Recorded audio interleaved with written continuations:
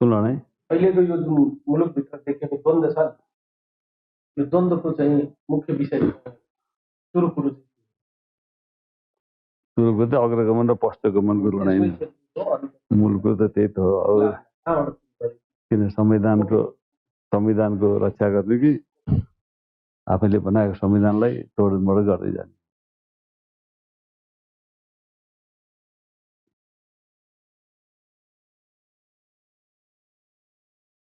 दर्शकहरू नमस्कार, एबिसी वाचमा यहाँहरूलाई हार्दिक स्वागत छ। म अनन्त। नेकपा फुटको विभाजनको तरङ्गहरू अहिले पनि रोकिए नेताहरू सार्वजनिक कार्यक्रममा उपस्थित भएर एकले अर्कालाई गम्भीर तरिका नङ्ग्याउने पिल्याउने काममा व्यस्त रहे। आरोप प्रत्यारोपको जुन अस्वस्थ प्रतिस्पर्धा आम सार्वजनिक कार्यक्रममा देखिएको छ, यसले नेताहरूको ओझ घटाउने काम गर्छ। यसले आम जनताले नेताहरूको वास्तविक चरित्र, व्यवहार, शैली र चिन्तनलाई नाङ्गो रूपमा अनुभव गर्छ। यो कुनै पनि दृष्टिकोणले राम्रो राजनैतिक दलहरूको नेतृत्वमा कमी कमजोरीहरू होला, जति नेतृत्वले सार्वजनिक कार्यक्रममा उपस्थित भएर एकले अर्कालाई जोका सँगै हुँदा, ठिक आज छुट्टिँदा, वैचारिक मतभेद हुँदा एकले अर्कालाई जुन प्रकारको आक्षेप, आरोपहरू, शब्दावलीहरू प्रयोग गरिरहेका छन्, त्यो सामाजिक रूपमा पनि अपाच्य हुने गरी सुन्न लायकको नरहेको आम जनताको तर्क रहेको छ, बौद्धिक जमातको तर्क रहेको छ। अहिलेको मुलुकमा अहिले देखिएको यो सङ्कटको घडीको पछाडिका परिदृश्यहरूको कल्पना गर्न विभिन्न पक्ष आफ्नै तरिकाले अध्ययन गरिरहेका। अहिले मुलुकमा देखिएको यो सङ्कटको पछाडिको लामो पृष्ठभूमि रहेको, यसलाई नजिकबाट निहाल्नेहरूको बुझाइदिएको।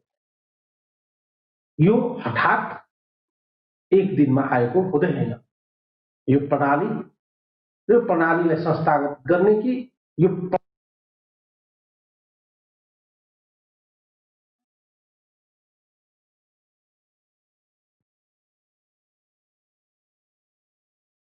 जनयुद्धदेखि यताका आन्दोलनमा सक्रिय भूमिका निर्वाह गर्नुभएका नेकपाका नेता, स्थायी कमिटी सदस्य, हाल प्रचण्ड माधव नेपाल क्षमामा रहनुभएका नेता हरगोल गजरेल हुनुहुन्छ। उहाँलाई कार्यक्रममा स्वागत गरौँ। नमस्कार हरगोलजी, कार्यक्रममा स्वागत गर्न चाहन्छु। नमस्कार। म अहिलेको विषयवस्तुहरूमा प्रवेश गर्नुभन्दा अगाडि अलिकति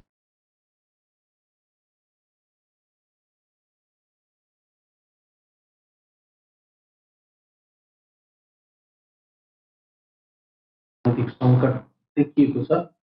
यो एकै दिनमा भएको होइन भन्ने आम जनताको पनि बुझाइरहेको छ, बौद्धिक जमातको पनि बुझाइरहेको छ। तपाईहरुसँग सँगै राजनीति गर्ने केही राजनीतिज्ञहरू पनि अहिले मुलुकमा यो स्थिति उत्पन्न हुनुमा यसको सुरुवात चाहिँ कहाँबाट हो? मुख्य कुरो परिवर्तनको प्रक्रिया अगाडि बढ्दै जाँदा, खास गरी यो 52 सालको जनयुद्ध अगाडि बढ्दै जाँदा, त्यो 12 बुँदे समझदारी हुँदै अगाडि बढ्दा देखिने चाहिँ के भने र संविधान निर्माणको प्रक्रिया, पहिलो संविधान सभा, दोस्रो संविधान सभाका सबै छलफल बहसमा त्यहाँ एउटा अग्रगामी सोच, चिन्तन र अर्को पश्चगामी हरेक विषयमा त्यस्ता सोचहरू थिए। मलाई चाहिँ त्यसैको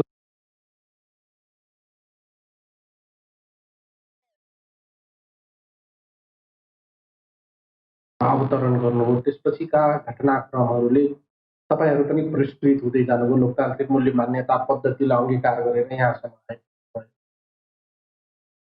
जनयुद्धको औचित्यमाथि नै अब प्रश्नहरू चाहिँ तेर्सिएको छ र त्यस्ता व्यक्तिहरूले जनयुद्धको औचित्यमाथि प्रश्न तिर्स्याएका छन् जुन व्यक्तिहरूसँग हिजो तपाईँहरू सँगै हिँड्ने बाचा कसम र सहमति गर्नुभएको थियो, वैचारिक रूपमा, पेपरको रूपमा, सैद्धान्तिक रूपमा नमिलेरै त भएको होला। अब हामीले एउटा व्यक्ति विशेषलाई मात्रै हेरेनौँ, राष्ट्रको आवश्यकता, स्थायित्व, होइन, परिवर्तनलाई संस्थागत गर्ने कुराहरूलाई पनि हेरेर गरिएका कामहरू छन्। व्यक्तिको कुरो गर्दा त तीमतीहरू धेरै थिए। व्यक्तिका गतिविधि, क्रियाकलापहरू, आचरणहरू, कार्यशैलीहरूमा चाहिँ के भने हामी नबुझेर, थाहा नभएर होइन, तर पनि म त आन्दोलनलाई, खास गरी नेपाली जनताको चाहना, वामपन्थीहरू, कम्युनिस्टहरू एक ठाउँमा उभिएर, होइन, यो परिवर्तन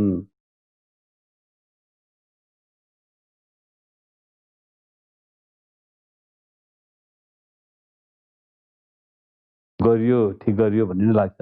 अब अहिले विभाजन भयो, आरोप प्रत्यारोप चलेको छ, त्यहाँ त्यो बेठिक थियो भन्ने निष्कर्ष निस्किँदैन। जनयुद्ध पनि ठिक थियो, जनआन्दोलन पनि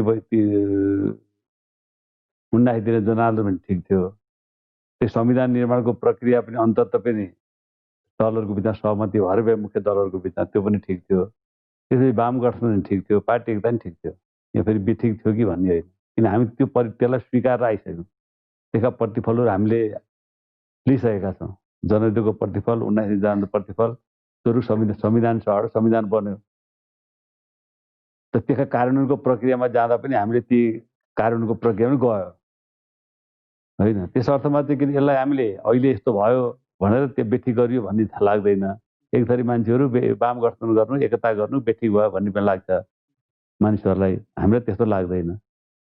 हामीले कोसिस गऱ्यौँ अगाडि सँगै जाने र पार्टीलाई ठिक दिशातिर लैजाने, सरकारका कामहरूलाई प्रभावकारी बढ्ने, जनअपेक्षा अनुसार घोषणाबद्ध सरकार चलाउने। तर त्यतातिरदेखि पार्टीको त पर्याप्त छलफल बहस जो हुनु पर्थ्यो। सरकार निर्माण भइसकेपछि संसदीय दलभित्र गम्भीर ढङ्गले छलफल हुनु पर्थ्यो, पार्टीमा गम्भीर ढङ्गले छलफल हुनु पर्थ्यो। त्यो कहिले भएन। विडम्बना त्यहाँ हो। म नै अब यो सांसद रहेँ, होइन, यो पछिल्लो काल पनि हाम्रो त कहिले पनि यो विषयमा बहस, न संसदीय दलमा बहस हुन्छ, न पार्टीमा कहिले बहस हुन्छ। के हो त विकासको हाम्रो आवश्यकता के हो अहिले? तर तपाईँले एउटा कुरा, व्यक्तिको कुरा एउटा बाटो रह्यो, तर पार्टी एकताको प्रक्रिया थालनी गर्दा प्रचण्ड र ओलीजी तत्कालीन अवस्थामा बढी सक्रिय भएर दुई नेता बीच गिभ एन्ड टेक हुँदा, दुई नेता बीचको चाहिँ तत्कालीन अवस्थामा कुनै डिफ्रेन्सेसहरू नहुँदाको अवस्थामा भएकै कारणले आज यो स्थिति भएको हो नि। यदि यसको दायरा अलिक फराकिलो पारेर गए सम्भवतः आज यो स्थिति हामीले भोग्नु पर्दैन थियो, मुलुकले यो स्थितिको साक्षी हुनु पर्दैन थियो। त्यस्तो स्थिति त देखिन्छ नि एक तरिकाबाट। अनि त्यो मुख्य कुरो के भने त्यो ठिक हो, त्यो प्रक्रियागत हिसाबले मलाई त्रुटि भएका छन्, होइन। पार्टीभित्र छलफल नगरिकन, बहस नगरिकन, है, जो नेताहरूले गर्नुभयो त्यसमा मलाई चाहिँ अहिले अब हामीलाई त्यो धेरै चित्त बुझेको कुरो होइन। तर अब चिज एकताको आवश्यकता छ, गठबन्धनको आवश्यकता छ भनेर हामीले त्यसलाई सहज रूपमा स्वीकार्यो। त्यो चित्त बुझेर होइन, त्यो प्रक्रियागत रूपमा त्रुटि भएकै छ। र पछिल्लो समय तपाईँले जब हामी पार्टी एकता गऱ्यौँ, पार्टी एकता गर्दा वाम गठबन्धनमा एक ढङ्गको सहमति थियो, पार्टी एकता गरेपछि अर्को ढङ्गको सहमति भयो, होइन। आलो पालो भन्ने पनि भयो। अब त्यो आलो पालो भन्ने कुरो त औपचारिक बैठकमा छलफल टुङ्गिनु पर्ने विषय थियो नि त। किन त्यो जनतालाई जानकारी गराएर गर्नुपर्ने विषय हो। र हामी यो शर्तमा हामी चाहिँ एकता गर्दै, त्यही त आम जनताको पनि प्रश्न, तपाईँहरूको पार्टीप्रति आस्था राख्ने मान्छेले के भनिरहेका छ भने पार्टी एकता गर्नुपर्दछ भन्ने जनताको पनि तपाईँहरूप्रतिको चाहिँ अनुमोदन रह्यो। चुनावको रिजल्टले त्यो देखायो, तपाईँको पार्टी एकता हुनुपर्दछ, तपाईँको कार्यकर्ता पङ्क्ति पनि अब पार्टी एकता हुँदा ठिक हुन्छ भन्ने मान्यताको पक्षपाती नै देखियो। तर अपारदर्शी तरिकाले पार्टी एकता भयो, दुई अध्यक्षको बीचमा त्यहीबाट चाहिँ षड्यन्त्रको श्रृङ्खला सुरु भयो भन्ने बुझाइ पनि छ। तीबाट बिग्रेमा त्यो गर्नु हुन्न थियो भने कि त गर्नै हुन्न थियो त्यो, होइन। गरिसकेपछि त्यसलाई छलफल गराएर सार्वजनिक गर्नु पर्थ्यो। त्यतिखेरै सार्वजनिक रूपमै सहमति गर्नु पर्थ्यो र अनि पार्टी एकता गर्नु पर्थ्यो, होइन। जो हामीले चाहिँ साक्षी राखेर जो गऱ्यौँ, त्यो जनतालाई हाम्रो प्रधानमन्त्री को हुँदैछ भोलि 2.5 वर्षपछि पहिले जानकारी हुनु पर्दैन। हामीले वाम गठबन्धन बनायौँ होइन। अनि चुनावमा हामी गयौँ। चुनावमा गएर आइसकेपछि हामीले पार्टी एकता गरेपछि अबको हाम्रो प्रधानमन्त्री को हुन्छ भन्ने कुरो सबैलाई थाहा हुनु पर्यो नि त। 2.5 वर्षपछि अब प्रधानमन्त्री चाहिँ प्रचण्ड हुने हो भन्ने कुरो थाहा हुनु पर्दैन। त्यो अँध्यारो कोठामा जो गरियो त्यो चाहिँ जनताको जानकारी बेगर, पार्टीको जानकारी बेगर जो गरियो त्यो असाध्यै बेठिक हो। बिग्रियो तीबाट। मलाई चाहिँ तीबाट सुरुवात चाहिँ के बिग्रियो तीबाट। त्यसो गर्नै हुन्न थियो। त्यो त पारदर्शी हुनु पर्थ्यो नि। किन वाम गठबन्धन बनाएर गइसके त ल अब हामी पार्टी एकता गर्दा चाहिँ यो सर्टमा गरौँ। वाम गठबन्धन गर्दा एउटा घोषणापत्र तयार गरियो, त्यसमा सहमति गरियो होइन, सिटहरूको बाँडफाँड पनि गरियो होइन। पार्टी एकता गर्दा फेरि नयाँ सहमति त गर्नु पर्यो। नयाँ सहमति गर्दा चाहिँ ल यसरी जाउँ भनेर जो गर्यो त्यो त ओपनली गर्नुपर्ने कुरो थियो नि त होइन। गर्दा त ओपनली गरिदिएको भए यो जनतालाई सुसूचित हुन्थ्यो। अहिले जुन अप्ठ्यारो चाहिँ आउँदैन थियो, म त्यहाँ चाहिँ ब्लन्डरै भयो। फेरि अर्को एउटा प्रश्न गर्छु म तपाईँलाई। मेरो व्यक्तिगत आक्षेप आरोप होइन, तर आम जनताको मनमा खट्किरहने यो प्रश्न हो। हामीले 62-63 पछि तपाईँहरूको पार्टी एकता हुनुभन्दा अगाडिसम्मको राजनीतिक वैचारिक चिन्तन शैलीको हिसाबले हेर्ने हो भने प्रचण्ड र ओलीको बीच निकै चाहिँ डिफ्रेन्सेसहरू देखिन्छ। दुई नेता बीचमा थुप्रै चाहिँ फरकहरू छन्, व्यवहारको रूपमा, शैलीको रूपमा, आचरणको रूपमा, राजनीतिक र सैद्धान्तिक संगठनात्मक रूपमा पनि।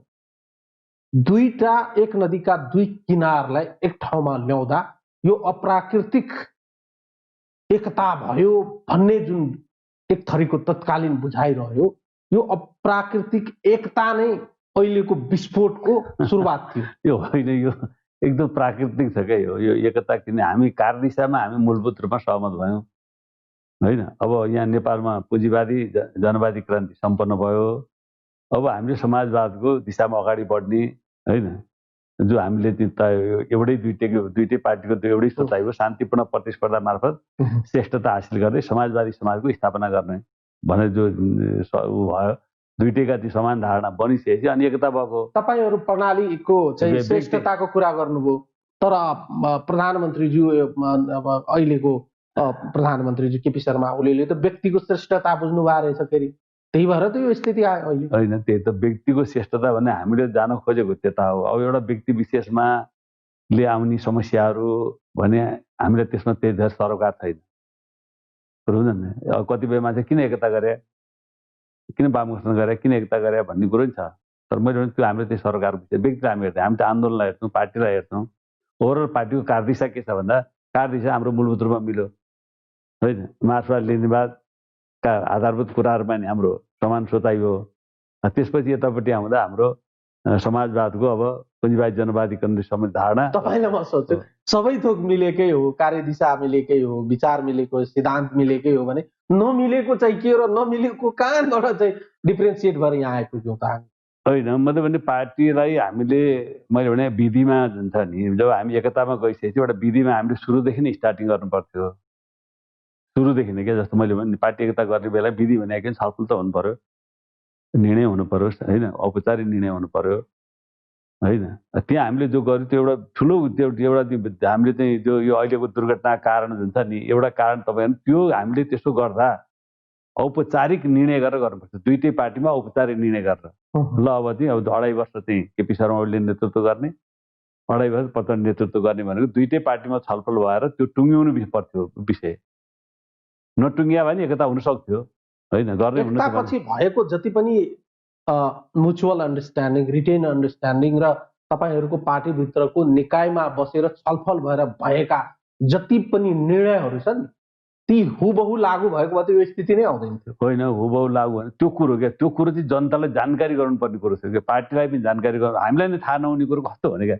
अब आलो पालो छ, त्यत्रो निर्णय भएको छ, हामीलाई नै थाहा नपाउने विडम्बना भएन।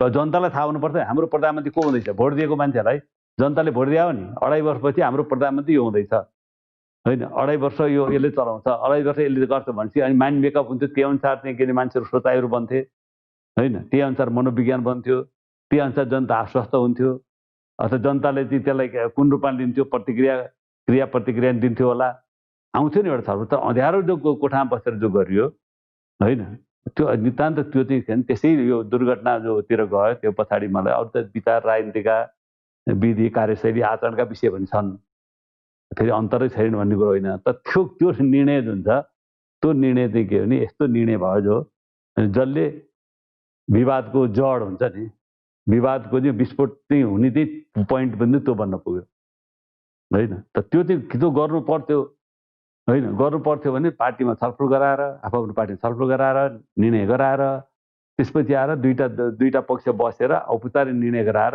बकाइदा जनतालाई जानकारी गरेर जनताले भोट दिने। अनि को प्रधानमन्त्री हुने भनेको जनता थाहा हुनु पर्यो। दुईटा कोठामा बसेर नेताहरू बसेर गर्न पाइन्छ? अब हाम्रो प्रधानमन्त्रीको भोट दिएको हामीले 5 वर्षको लागि, अब हामीले 5 वर्षको लागि भोट दिया वाम गठबन्धनलाई, अब प्रधानमन्त्री को हुन्छ जनतालाई जानकारी हुनु परेन? त्यो त हाम्रो जनताको अधिकारको हो नि। जनताको अधिकारलाई हामीले जब व्यवस्था गर्छौँ, पार्टीभित्र चाहिँ ऱ्याङ्क एन्ड फाइलको नेताको कार्यकर्ताको अधिकारलाई हामी व्यवस्था गर्छौँ, तीबाट त तोडियो, विधि पद्धति त तोडियो, त तीबाट तोडियो नि त, तोडियो न। म अर्को प्रश्नमा जानुभन्दा अगाडि एउटा तपाईँको अन्तरात्माको कुरा सुन्न चाहन्छु। अहिलेको स्थिति उत्पन्न हुनुमा खालि प्रधानमन्त्री केपी शर्मा ओली मात्रै दोषी हुनुहुन्छ कि यसमा प्रचण्डको पनि केही दोष छ, माधव नेपालको पनि केही दोष छ, वा अन्य नेताहरू पनि केही दोषी हुनुहुन्छ? के लाग्छ? यो कुरो तपाईँले बडा महत्त्वपूर्ण कुरो उठाउनु हो। मैले यो कुरो बाहिर बोल्नुपर्छ भन्ने पनि मलाई लागेको थियो होइन। त्यस्तो वातावरण मिलिरहेको थिएन। अहिले तपाईँले वातावरण बनाइदिनु भयो। केपी खास गरी पार्टी एकतालाई बचाउनको लागि होइन, अब अलिकति पहल कदमी, आफ्नो पहल कदमी पनि सामूहिक पहल कदमी गर्नु पर्यो होइन। नत्र पार्टी चाहिँ दुर्घटनातिर जाने भयो भने लागेपछि प्रधानमन्त्रीसँग भेटघाट गरेर हामीले पटक पटक कुराकानी गऱ्यौँ र एउटा भेटघाट उहाँले के भन्नु भने यो बिग्रियो, सबै चिज बिग्रियो, यो डिरेल भयो होइन, पार्टी विभाजन भयो होइन, यो सबै भयो र सरकार पनि होइन यो भयो भने असफल भयो अथवा गिर्यो भने यसको दोष चाहिँ के ने पहिलो मलाई आउँछ। तर प्रचण्ड दिन चोखो भन्नुहुन्न भन्नुभएको थियो उहाँले प्रधानमन्त्री। तर उहाँ पनि चोखो, म चाहिँ 1 नम्बर अध्यक्ष भएको कारण र प्रधानमन्त्री भएको कारणले मुख्य दोष चाहिँ मेरो हुन्छ है, तर उहाँ पनि चोखो बस्दिनँ भन्नुभएको थिएन। तर प्रधानमन्त्री अहिले त्यसो भन्नुहुन्न। वास्तव भन्नु पर्थ्यो के भने उहाँले चाहिँ के भने मुख्य चाहिँ मेरो दोष है, अरू कम्प्युटरले पनि वातावरण बनाउनु भएन, उहाँहरूको दोष छ, तर मेन त मैले सकिनँ, मैले पहल गर्न लिन सकिनँ, मैले चाहिँ गर्न सकिनँ भन्नुपर्छ। पार्टीको अध्यक्ष उहाँ, प्रधानमन्त्री उहाँ होइन, राष्ट्रपति पनि उहाँकै अनुकूल होइन हुँदा त अब 2/3 नजिकको चाहिँ अब ऊ छ भनिसके त त्यो दोष चाहिँ किन आउँछ भन्नेबाट उहाँले सोधिदिनु पर्थ्यो। उहाँले सोध्नु त छलफल गरेर त भन्नुभएको थियो, पहिलो दोष बिग्रियो भने पहिलो दोष, गडबड भयो भने पहिलो दोष मलाई आउँछ, तर प्रचण्डजी चोखो बस्नुहुन्न भन्ने कुरो नै सही कुरो थियो त्यो होइन। तर अहिले त पछिल्लो समय उहाँले त्यो त्यो त्यो जो बोलेको कुराहरू अब अहिले त उहाँले पनि अर्कोलाई दोष दिइरहनु भएको छ होइन। भने मैले हो मेरो पुगेन, यहाँ पुगेन, यस्तो भयो र अरू साथीहरू नि अब भन्ने कुरो गरिदिनु पर्थ्यो, यथार्थ कुरो त्यो चाहिँ उहाँले नि अब स्वीकारेको कुरो हो। त्यसमा अरू साथीहरू सुन्ने अरू साथी पनि हुनुहुन्छ होइन। फेरि मलाई लाग्छ के भने मुख्य चाहिँ अब यो जे जति भयो भने उहाँ अध्यक्ष, उहाँले 1 नम्बर अध्यक्ष भन्नुहुन्छ। 1 नम्बर भन्ने निर्णय त कहीँ भएको छैन हाम्रो होइन, तर उहाँले नि 1 नम्बर अध्यक्ष भन्नुभयो।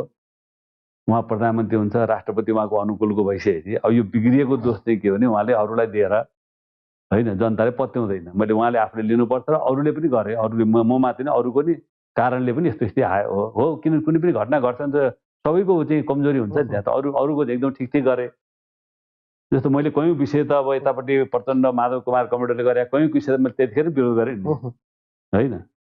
मलाई अर्को एउटा महत्त्वपूर्ण, मैले त्यतिखेर उहाँले जे स्टेप आज तपाईँ खुलाइदिनुहोस्। यो बिचमा तपाईँले अन्त कतै बोल्नु भएको छ कि छैन मलाई थाहा छैन, तर मलाई अलिकति ब्याकमा लानु मन लाग्यो। यो विघटन हुनुभन्दा अगावै जब पार्टीभित्र एउटा चाहिँ एकदमै उत्कर्षमा विवादहरू पुग्यो, तपाईँहरूसँग प्रधानमन्त्रीजीको निकै अन्तरङ्ग कुराकानीहरू बारम्बार भयो। तपाईँहरूसँगको जुन एकदमै सामिप्य र पार्टीभित्र तपाईँहरूले जुन एउटा रोल खेल्न थाल्नु भएको थियो कि पार्टी जोगाउनुपर्छ, पार्टी एकतालाई जोगाएर पार्टीभित्र देखिएका आन्तरिक विवादलाई चाहिँ समाधानको दिशातर्फ प्रक्रिया मार्फत विधि मार्फत चाहिँ सुल्झाउनुपर्छ भन्नेतिर तपाईँहरूको पहल थियो। त्यो हामी समाचार माध्यमबाट पनि देखिरहेका थियौँ र परोक्ष रूपमा फोनमा कुराकानी गर्दा पनि धेरैजनाको यस्तो बुझाइरहेको थियो। प्रधानमन्त्रीज्यूले त्यति बेलासम्म तपाईहरुसँग अन्तरङ्ग कुराकानी गरिरहँदा, पार्टीभित्रका विवादहरूको बारेमा तपाईहरुसँग एकदमै नजिक भएर कुराकानी गरिरहनु हुँदा यस्तो राजनीतिक सङ्कटको स्थिति उत्पन्न गराउने खालको उहाँ कदम चाल्नुहुन्छ भनेर तपाईहरुले संकेत पाउनु भएको थियो? यही चाल्नुहुन्छ भनेर म गएको उहाँलाई भेट्न। किन उहाँको स्वभाव, उहाँको कार्यशैली विषय त हामी त भ्रममा त होइन नि। उहाँले त्यस्तो गर्नुहुन्छ, त्यो सम्भावना छ, त्यो भयो भने दुर्घटना हुन्छ, पार्टी फुट हुन्छ होइन, विभाजित हुन्छ, संसद विभाजित हुन्छ होइन भनेर त्यस्तो नहोस्, त्यो स्थिति नआओस् भनेर मैले उहाँसँग भेट गरेर कुराकानी गरेँ। रोकियो पनि, त्यो स्थिति आउने जुन छ अगाडि नै पनि आउनेवाला थियो, तर त्यसको रोकियो होइन। तर पछिल्लो समय रोक्न सकिएन। रोक्न नसक्नुको कारण के हो त भने अब अन्तर्राष्ट्रिय चलखेल पनि धेरै बढ्यो। हाम्रा प्रयासहरूले त्यसलाई रोक्न सकेन। त्यो अन्तर्राष्ट्रिय देशभित्रको त रोकिराखेकै थियो होइन। अन्तर्राष्ट्रिय चलखेल बढेपछि शक्ति राष्ट्रहरूका इन्ट्रेस्टहरू होइन लाई लिएर चलखेल चढेपछि, खुलेआम चलेपछि के अब हाम्रो चाहिँ के बुता बाहिर भयो कि हामी सकेनौँ रोक्न। पहिला रोकिएको, हामीले रोकेको पहिला, न त्यो पहिले विभाजन। तर मान्छेहरूले के भनिरहेका छन् भने अन्तर्राष्ट्रिय शक्ति केन्द्रले चाहिँ सरकारलाई ढाल्ने वा सरकार परिवर्तन गर्ने, सरकारको नेतृत्व परिवर्तन गर्ने विषयमा अन्तर्राष्ट्रिय शक्तिको चलखेल हुन सक्ने सम्भावनालाई नकार्न सकिन्न। तर संसद नै विघटन गर्ने शक्ति केन्द्रको चाहिँ निशानामा चाहिँ पर्नुको कारण चाहिँ के रहेछ? यो चाहिँ यस्तो हो कि अब मैले झलनाथ कमरेडसँग, माधव नेपाल कमरेडसँग पनि भेट्दा तपाईँहरू किन डराउनु भयो, केपी ओलीसँग किन डराउनु भयो तपाईँहरू भन्नुहुन्थ्यो। अनि माधव नेपालसँग कुरा भने तपाईँ किन डराएको, केही गर्दैनन्, किन खोटा कमाउनुहुन्छ भन्थे। हामी त एकताको पहल गरिरहेका थियौँ। अनि मैले के भन्थेँ भने अब तपाईँहरूले चिनेको ओली भने अब तपाईँ माधव नेपाल कमरेड 15 वर्ष होइन महासचिव भएर अन्डरमा बस्या ओली तपाईँले चिन्नुहुन्छ। झलनाथी पार्टी अध्यक्ष भएर होइन होइन पराजित गरेर पार्टी अध्यक्ष भएर चलाएको त्यो बेलाको बुझ्नुहुन्छ। अहिले त उहाँ त किन पार्टीको अध्यक्ष हुनुहुन्छ, निर्वाचित अध्यक्ष, प्रधानमन्त्री हुनुहुन्छ, राष्ट्रपति उहाँको अनुकूल छ भनेपछि अनि यो कुरो तपाईँले किन नबुझ्नु? र यो कुरो मैले अस्ति थाहा पाएँ। यो कुरा उठ्दा होइन झलनाथजी र माधवजीले भन्नुभएको छ प्रचण्डलाई, होइन उहाँले यस्तो यस्तो खतरा पनि छ है, त्यो सम्भावना पनि छ भने होइन, कुनै व्यवस्थै छैन, संविधान संसद विघटन कुनै व्यवस्थै छैन, त्यो हुँदैन भनेर उहाँले भन्नुभएको छ होइन। त्यही हुन्छ भनेर, त्यस्तै हुन्छ भनेर उनी गयो। म पहल गर्न गएको कारण के त्यो नहोस्, त्यो दुर्घटना नजाओस् होइन। 5 वर्ष उहाँको कार्यकाल चलोस्। मैले उहाँलाई भने पनि किन तपाईँ 5 वर्ष चलाएर देखाउनुहोस्, तपाईँले कति राम्रो काम गर्नुहुन्छ गर्नुहुन्न त्यो तपाईँको कुरो भयो, जनताले त्यसको मूल्याङ्कन गर्ला। तर एउटा कुरो कि नेपालमा 7 सालपछि कहिले पनि 5 वर्ष कुनै पनि सरकार चलेन।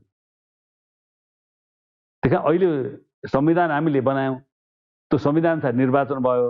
अब यो सरकार चाहिँ 2/3 यो चाहिँ 5 वर्ष चलेर देखाइनु भयो। तपाईँको सफलता पनि यसलाई चलाएर देखाए जसरी हुन्छ, काम कति होला नहोला होला कुरो, यति चलाएर देखाइदिनु भने नेपालमा चाहिँ कमसेकम किन अब नेपालमा स्थिरता आयो, अब विदेशी चलखेल चलेन भन्ने प्रश्न भयो नि होइन। न त त्यो किन अस्थिरता आयो त नि, यहाँभित्रको अन्तर्विरोधमा विदेशी चलखेल हुने अनि अस्थिरता हुने। 70 सालपछि तपाईँ 15 सालपछि हेर्नु त्यही हो होइन। यहाँभित्रको अन्तर्विरोधमा विदेशी चाहिँ थपिँदै जाँदा त्यो हुने। र अहिले चाहिँ त्यो गराइदिनुहोस् तपाईँले होइन भनेर उहाँलाई पटक पटक 5 वर्ष चलाउनु, जसरी हुन्छ चलाउनु तपाईँले होइन भन्ने कुरो हामीले बढी जोड गऱ्यौँ, यो दुर्घटना नहोस् भन्नको लागि। अनि कतिपय साथीहरूले पछिल्लो समय पनि होइन तपाईँले हामी चाहिँ हटाउन दिन्नौँ होइन, घनश्यामजीले भन्नुभएको छ पछि यो संसद चाहिँ अध्यादेश मात्रै संसद चाहिँ विघटन गर्ने प्रस्ताव उहाँले तयार गर्दै जाँदा होइन, उहाँ त क्याबिनेटमै हुनुहुन्थ्यो, उहाँले भन्नुभएको थियो तपाईँ नडराउनु न, तपाईँलाई हामी संसदभित्र अल्पमतमा परन दिन्नौ संसदीय दलभित्र होइन, हामीले भने सुन्ने पनि त मान्छे छन्, संसदहरू छन् नि त। यो यो यो यो कदम नचाल्नुहोस् तपाईँ, तपाईँलाई अरू हटोलान् कि यसो गर्लान् कि भने तपाईँ लगाएर त्यो हामी चाहिँ सुरक्षित छ, तपाईँले त्यो हामी त्यति गर्न दिन्नौ भनेर पनि भनेको कुरो होइन। अब भन्दा भन्दै त्यो घटना भयो। फेरि मलाई लाग्ने कुरो के हो भने यो एकताको प्रयास जो हामीले गरियो इमान्दारीपूर्वक गरिएको थियो। त्यहाँ मन्त्री सन्त्रीको विभिन्न प्रचार आयो होइन। अब म सभामुखको पद अफर गर्दा म अहिले हुन्न भन्ने मान्छे मन्त्रीमा लोभलाई जाने कुरो नै भएन। हिजो मात्रै मेरो प्रचण्ड कम्युनिस्टसँग कुरो भयो। तपाईँहरूले चाहिँ किन हरिबोल चाहिँ मन्त्री खान गयो भने किन प्रचार गर्नुभयो होइन? होइन हामीले मैले त भनेकै छैन। ल कहाँ छ? मैले कसैलाई भनेको छैन, होइन है भनेको छु, तर तलबाट साथीहरूले गरिदिए। अब मैले त कहिल्यै भनेको छैन। हिजो उहाँहरूको दुईटा छोरी पनि सँगै हुनुहुन्थ्यो, छोरीहरूले हामीले कहिल्यै त्यस्तो भनेको छैन हामीले, तर तलबाट गरिदिएछन्। अब होइन हामीले उहाँ त्यस्तो होइन है, उहाँ त्यस्तो हुनुहुन्न होइन, हामीलाई विश्वास लाग्दैन भन्ने नै थियो हाम्रो। हिजो मात्रै उहाँले त्यो क्लियर गरेर छोरीहरूले पनि त्यहाँ त्यो सँगै हुँदा कुराकानी हुँदा उहाँले क्लियर थिए। मैले भन्न खोजेको कुरो के हो भने हामी चाहिँ एकता पार्टी, किन जनताले यो वाम गठबन्धन मात्रै हेरे कि स्थिर सरकारको लागि जनताले गैर वामपन्थी नै भोट दियो क्या। यो वाम गठबन्धनलाई चाहिँ गैर वामपन्थीले पनि भोट दिएको हो नेपालमा चाहिँ स्थिरता आओस् भनेर। किन कङ्ग्रेसले अब त्यो सिट ल्याउन सक्दैन, अरूको कुनै पार्टी सक्दैन, यहीले सक्छ नि त। बरु यसको एउटा शक्तिशाली बनोस् र यो चाहिँ स्थिर सरकार बनोस् भनेर चाहनाले गरेको हो नि। त्यसलाई हामीले कदर गर्न सक्यो। गैर वामले पनि दिएका छन् भोट, तपाईँ हेर्नुहुन्छ धेरै मैले बुझ्छु स्वाभाविक हो, किन के स्थिरताको लागि। अब हेर्दा ती पनि निराश भयो। त्यहाँ प्रधानमन्त्रीले हामीले बारम्बार आएर ल यो चाहिँ यति तलाड देखाइदिनुहोस्, तपाईँले तपाईँको सफलता पनि यति हो नि, तपाईँको सफलता हुन्छ होइन। बरु पार्टी भने त पछि बनाउला न, के भयो र? ल पार्टी अलिअलि बिग्रियो भने पनि बनाउला, आफ्नो पार्टी त बनाउन सकिन्छ नि। तर यो परिवर्तन जुन छ, परिवर्तनको जनअपेक्षा अनुसारको जो छ 7 सालदेखिको जो विरासत आएको छ त्यसलाई तोड्ने चाहिँ एउटा इतिहास चाहिँ तपाईँ रत्नु न। तपाईँ एउटा इतिहास अवसर आएको छ, तपाईँलाई पटक पटक उहाँलाई प्रोत्साहित गर्यो कि त्यसको नफुटोस् भन्नको लागि, यो दुर्घटना नहोस् भन्नलाई। तर अब विडम्बना भन्नुहोस्, अब हामीले रोक्न सकेनौँ। अब पछिल्ला समय अब मैले अन्तर्राष्ट्रिय तलको धेरै बढ्यो, तपाईँ देखिहाल्नु घटनाक्रमहरू, त्यसले हामीले धान्न सकेनौँ होइन, र विभाजन गयो। अहिले माओवादीमा पनि लाग्नुभएका तत्कालीन माओवादीका तपाईँहरूका साथीहरू पनि वैचारिक रूपमा केही साथीहरूले प्रधानमन्त्री ओलीज्यूसँग, ती साथीहरूले चाहिँ अहिलेको वस्तुस्थितिलाई हेर्दा चाहिँ मूल्याङ्कन गरेको हेर्दा चाहिँ तपाईँहरूलाई कस्तो लाग्छ? होइन उहाँहरूलाई मैले भने कि हामी त सँगै थियौँ एकताको अभियानमा, तर हाम्रा चाहिँ अलिकति जोडकोड अन्तर थियो। छलफलको क्रममा गर्दा पनि अन्तरहरू थिए क्या त्यहाँ। त्यो पनि थाहा नभएको कुरो, कुनै भ्रममा होइन। तर मैले उहाँलाई लास्ट भने के भने लास्ट दिन जुन छ नि, अब के गर्ने त, अब किताकार त भयो पार्टी, अब के गर्ने कता गर्ने। मैले भनेको नि हाम्रो लागि एजेन्डा मेन हो होइन, हाम्रो लागि आधार मेन हो होइन। इतिहास छोडेर राजनीति गर्न सकिँदैन नि। इतिहासलाई इतिहासको जगमा वर्तमान उभिन्छ, वर्तमानको आलोकमा भविष्यको आकलन गरिन्छ होइन। त्यो तिनटाको रिलेसन मिल्नुपर्छ नि। तपाईँ इतिहासै मिल्दैन होइन। अब तपाईँ त्यहाँ गएर तपाईँ धेरै अप्ठ्यारो हुन्छ होइन भनेर भने, र तपाईँहरू आफ्नो विवेक गर्नु। म भन्दिनँ कि यो गर्नुहोस् भने तपाईँ विवेक प्रयोग गर्नुहोस्। त त्यसैले मैले भन्न खोजेको कुरो किन उहाँहरूले आफ्नो इतिहास, उहाँहरूको इतिहास त जो सक्यो, इतिहास सकिएपछि कस्तो हुन्छ भन्ने कुरो तपाईँ बुझ्नु। रूपलालजी कम्युनिस्ट आन्दोलनको एउटा हस्ती नै हो। हरे बरे यो के अरे यो जुगेडी काण्डको होइन सङ्घर्षको नेतृत्व गरे मान्छे हो, सर्वहारा समीकरण बनाएर। उहाँ पछि काङ्ग्रेसमा जानु हो। अब अहिले न उहाँलाई काङ्ग्रेसले सम्झिन्छ, कहिले सम्झिन्छ रूपलालको नाम कहीँ उठ्छ, न कम्युनिस्टहरूले सम्झिन्छ होइन। त्यस्तो हुन्छ इतिहासको कुरो आउँदा। राजनीतिमा धार भन्ने कुरा केशरचन्द्र रायमाझी कुरा हुन्न होइन। इतिहास भनेको कुरो चाहिँ तपाईँ कुन इतिहास हो, कुनै पृष्ठभूमि हो भन्ने कुरो चाहियो नि त हैन। आज आएर एउटा त्यसैले मैले उहाँलाई 3-4 दिन अगाडिबाट एउटा लाग्न त जता लाए नि भयो, तर इतिहासलाई छोडेर वर्तमानमा म राजनीति गर्छु भन्यो भने त्यो भयङ्कर भुल हुन्छ। तपाईँहरूलाई धेरै अप्ठ्यारो पर्छ भने मैले धेरै अप्ठ्यारो पर्छ हैन। यो चाहिँ सोध्नुहोस् है तपाईँहरूले, गर्दा जे पनि गर्नु। अब स्थिति कस्तो आयो भने एक दुईटा कुराहरू चाहिँ फेरि सोधिहालौँ विषयमा। प्रधानमन्त्रीज्यूले 2-3 दिन अगाडि एउटा सार्वजनिक कार्यक्रममा जनयुद्धलाई चाहिँ कुहिएको फर्सीसँग तुलना गरे। अब जनयुद्धको एउटा प्रमुख व्यक्ति रामबहादुर थापा बादल अहिले उहाँहरूसँगै हुनुहुन्छ। अर्का तपाईँहरूकै त्यति बेलाको नेतृत्वमा रहनुभएका टोपबहादुर रायमाझी त्यही हुनुहुन्छ। अर्का मणि थापा जो सांस्कृतिक आन्दोलनका एकदमै अग्रपङ्क्तिका एक नेता हुनुहुन्थ्यो, आज उहाँसँग हुनुहुन्छ। उहाँहरूलाई यो सुन्दा चाहिँ कस्तो लाग्यो होला र यो शब्दावलीले चाहिँ राजनीतिक कति चाहिँ फोहोर भएछ भन्ने कुरा देखिँदैन। अनि यस्तो अब अहिले मैले एकताको प्रयास मैले गरेको हुनाले मैले धेरै आक्षेपहरूको पनि सामना गर्नु पर्यो, धेरै जोखिम पनि बोल्नु पर्यो। अहिले म केपीलाई धेरै गाली गर्न मलाई मन लाग्दैन। गाली गर्नु आवश्यक छैन। मलाई मन लाग्छ तपाईँ आफ्नो कुरा राख्नु, अरूलाई गाली राख्नु आवश्यक छैन। मलाई किन म आफै एकताको प्रयास गरेर भएन, कोसिस गरियो हैन। हरेक प्रयासहरू सफल हुन्छ भने पनि छैन। मैले विभाजन भइसकेपछि पनि उहाँलाई फोन गरेर एकचोटि भेट्नु पर्यो भनेर विभाजन भइसकेपछि हैन, औपचारिक कार्यक्रममा चाहिँ कुनै पनि किता क्लियर गर्नुभन्दा अगाडि मैले उहाँलाई गरेर पनि म आफ्नो विवेक प्रयोग गर्छु। म एकताको प्रयास गरेँ हैन, हाम्रो प्रयास अब सफल हुन सकेन हैन, र उहाँलाई पनि म चाहिँ आफ्नो विवेकबाट राजनीति गर्छु हैन। उहाँको चाहना चाहिँ सबैले हामीलाई नै सहयोग गरिदियो भने चाहना उहाँले व्यक्त पनि गर्नुभयो इन्डाइरेक्ट ढङ्गले हैन। है तपाईँले सहयोग गर्नु पर्यो नि भन्नुभयो। मैले हामीले चाहिँ फुटबाट बचाउनको लागि यो गरे, अब फुटिहाल्यो, अब त्यहाँ म चाहिँ आफ्नो जे विवेकले जे देख्छ त्यही प्रयोग गर्छु भने।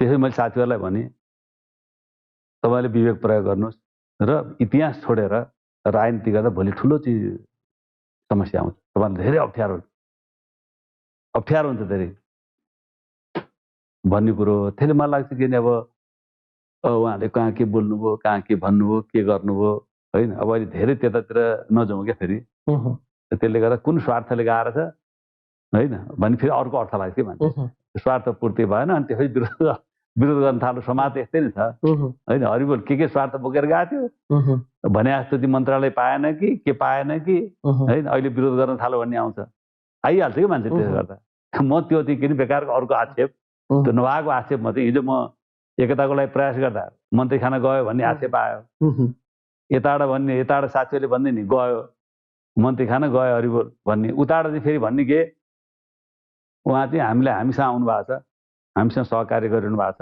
भन्ने। हेर्नुहोस् है, त वास्तविक त म त कतै गएको नि कतै आएको नि होइन, म त आफ्नै ठाउँमा बसेर एकताको लागि प्रयास गरे हो। अब अहिले त्यहाँ त्यो सन्दर्भ आउँदा मलाई त त्यो त अब हिजोको इतिहासको कुरो छ। इतिहासमा हामीले आन्दोलनको बेला बोलेका कुराहरू छन्, संविधान निर्माणको बेला बोलेका, पहिलो संविधान सभाको बेला बोलेका कुरा छन्। त्यसपछि चाहिँ यो संविधान निर्माणपछि है को नेतृत्वको सरकार बन्ने, समीकरण बदलिने प्रक्रियामा भएका बहसहरू छन् हैन। धेरै छ नि त, संविधान निर्माणभन्दा अगाडि पनि भएका बहसहरू छन्। अब त्यो त मलाई चाहिँ अहिले धेरै मैले त्यतातिर प्रवेश नगरौँ, त्यो सबैले बुझिरहेको कुरो छ हैन। फेरि मैले भन्न खोजेको कुरो के भने म अलिकति अब अर्को प्रसङ्ग कोट्याउन चाहन्छु। एउटा राजनीतिक दल लोकतान्त्रिक पद्धतिमा प्रक्रियामा चुनावी आवधिक निर्वाचनमा जाँदा राम्रो काम गरे जनताले सराहना गर्ने, पुनः चाहिँ सत्तामा पुर्याउँदो रहेछ। राम्रो काम गरेन भने पनिस गरेर नयाँलाई चान्स दिँदो रहेछ। राजनीतिक दलहरू कमजोर हुनु वा राजनीतिक दलहरू कहिले सत्तामा हुनु, कहिले सत्ताबाट बाहिर हुनु, संख्यात्मक रूपमा संसदमा कहिले कम सिट हुनु, कहिले बढी सिट हुनुले चाहिँ लोकतन्त्रलाई चाहिँ त्यति फरक पर्दो रहेनछ। तर जब लोकतन्त्रलाई, सिस्टमलाई नै कमजोर पार्ने प्रयास गरिन्छ, त्यहाँनिर चाहिँ राजनीतिक दल र नेतृत्व कहाँ आफूलाई सुरक्षित ठानेको देख्छ? होइन, कम्युनिस्ट पार्टीमा चाहिँ एउटा कुरो के हो भने पटक पटक इतिहासमा हामी देख्छौँ, जस्तो माओवादी कारबाही गरेर साइड लगाइदिएको अवस्थामा पनि उहाँले उठाएका विषयहरू, पार्टीले निर्णय गरेका कुराहरू गलत लागेपछि उहाँले त्यसको विरोध पनि गर्नु गलत छ, यो ठिक ठाउँ पुर्याउँदैन। पछि उहाँ फेरि त्यो उहाँले भनेकै कुरा सही साबित भएपछि फेरि उहाँलाई नि फेरि पार्टी अध्यक्ष महासचिव बनाए होइन। पार्टीमा त्यस्तो कहिलेकाहीँ चाहिँ हुन्छ, त्यस्तो कहिलेकाहीँ सधैँ तपाईँ कुर्सीमा बसिरहनुहुन्छ, अध्यक्ष भए कहिलेकाहीँ हट्नुपर्छ, छोड्नुपर्छ। हिजो त हो नि त, झलनाथजीले पनि प्रधानमन्त्री राजीनामा दिएकै हो, माधव नेपालले राजीनामा दिएकै हो, पटनाले राजीनामा दिएकै हो नि त हजुर। राजनीतिमा चाहिँ उतार चढावको बेला हुन्छ होइन, तर किन पार्टी आन्दोलन होइन, जे प्रतिबद्धता कायम गरिएको छ त्यसलाई त कायम गर्नु पर्यो नि त होइन। त्यहाँ पार्टीभित्र बहस छलफल गरेर आफ्नो कुरो बुझ्न सकिएन भने कहिलेकाहीँ आफूले भने जस्तो नहुन सक्छ। सधैँ पार्टी भने त समूह हो नि त। मैले भने जस्तै गरी पार्टी चल्नुपर्छ भने त हुँदैन। कि त पार्टी बनाउनु भएन, कि त पार्टी नै बनाउनु भएन होइन, कि त राजा जस्तो चाहियो होइन। के होइन भने त पार्टीमा त एउटा विधि छ, पद्धति छ, छलफलका छन्। कहिले आफ्नो कुरा सुनवाई हुन्छ, कहिले हुँदैन, कहिले लेनिनले भनेको कुरा कयौँचोटि चाहिँ लेनिनले कुरा नहुँदा राजीनामा दिएको हेर्नुहोस्। अब सही कुरो छ, कसैले बुझ्दैन। अब त्यो नगर्दा बिग्रिन्छ। अब केन्द्रीय समिति नै सहमत हुँदैन, लेनिनको कुरामा सहमत हुन्न, अनि उहाँले ल म अध्यक्ष छोडेँ मैले, तपाईँहरू चलाउनुहोस् होइन भनेर राजीनामा फ्याँकेर फेरि उहाँले अरूले त्यसलाई फेरि छलफल गरेर फेरि चाहिँ लेनले कन्भिन्स गरेर फेरि त्यहाँ अध्यक्षको राजीनामा फिर्ता लिएको इतिहास पनि छ, पटक पटक छ। त्यस्तो हुन्छ, अब गर्नुपर्थ्यो त्यो। अब प्रधानमन्त्रीले गर्नुपर्थ्यो त्यो वास्तविक रूपमा होइन। यस्तो गरी तपाईँले त्यो गर्नुहुन्छ भने म त्यो ल त्यो गर्नुपर्थ्यो क्या। सही कुरो हो भने त भोलि कार्यकर्ताले, जनताले त्यसलाई साथ दिइहाल्छ नि, दिँदैन। त्यहाँ मैले भने अब पार्टीलाई चित्त बुझेन केही कुरा पनि छोडेर पार्टी नै अब त्यहाँ अलग गरिदिएर संसदीय दलमा छलफल गर्नु भएन, दलमा छलफल गर्नु पर्दैन उहाँले। मलाई अब पार्टीले काम गर्न दिएन, अप्ठ्यारो हो होइन। साथीहरू अब दलको नेता छु होइन, के गर्ने होइन भनेर छलफल त गर्नु पर्यो नि त। पार्टीमा छलफल गर्नु पर्यो, दलमा छलफल गर्नु पर्यो।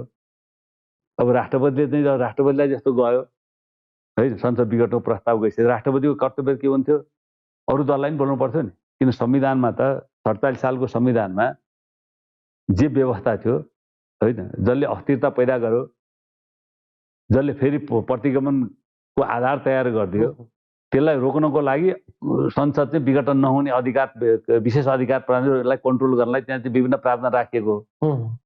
त राष्ट्रपतिले कमसेकम अरू दललाई बोलाएर यस्तो यस्तो आयो, संसदबाट अब सरकार बन्ने सम्भावना छ कि छैन, के छ, अन्तिम कुनै पनि उपाय भएन भने त विघटन गरिन्छ नि त। अब कुनै पनि उपायले सरकार नबन्ने भएपछि भन्नु पर्यो, त्यो पनि भएन हेर्नु।